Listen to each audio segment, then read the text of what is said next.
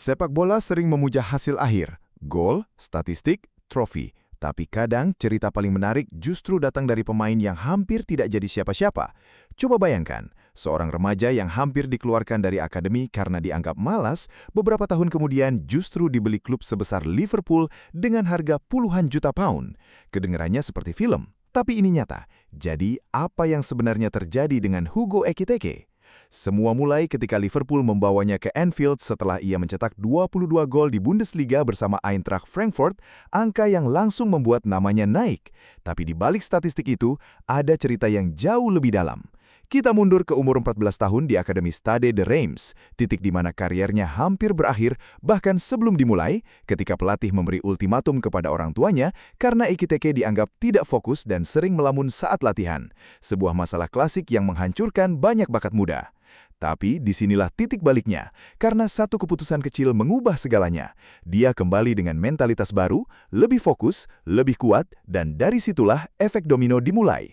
Beberapa tahun kemudian, ia masuk ke ruang ganti Paris Saint-Germain dan tiba-tiba berada di antara pemain seperti Lionel Messi, Neymar, dan Kylian Mbappe. Dan alih-alih terintimidasi, ia justru belajar dari mereka. Visi dari Messi, kontrol bola dari Neymar, dan pergerakan tanpa bola dari Mbappe, sebuah pendidikan sepak bola yang tidak semua pemain dapatkan. Bahkan ada detail menarik ketika Messi memberinya julukan Iron Rod karena tubuhnya yang tinggi, kurus, tapi eksplosif, kombinasi unik yang justru membuatnya berbeda. Lalu muncul konflik lain tentang pilihan negara karena ia bisa saja membela Kamerun, tapi memilih Prancis demi arah karier jangka panjang, keputusan besar yang sering diabaikan banyak orang.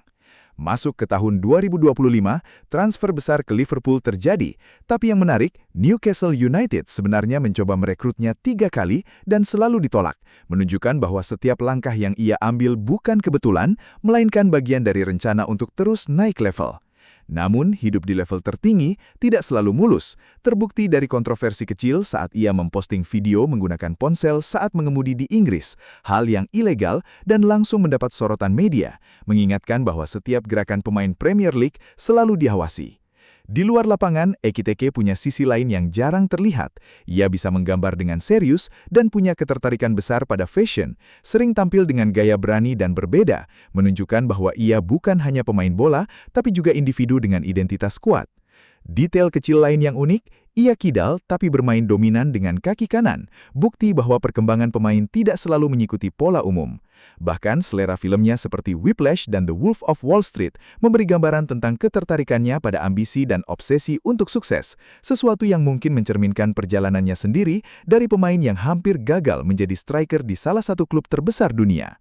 Pada akhirnya, ini bukan sekedar cerita tentang kesuksesan, tapi tentang perubahan, tentang bagaimana seorang pemain yang dulu melamun di lapangan latihan bisa berubah menjadi ancaman nyata di level tertinggi, dan itu mungkin pelajaran paling penting dari kisah ini.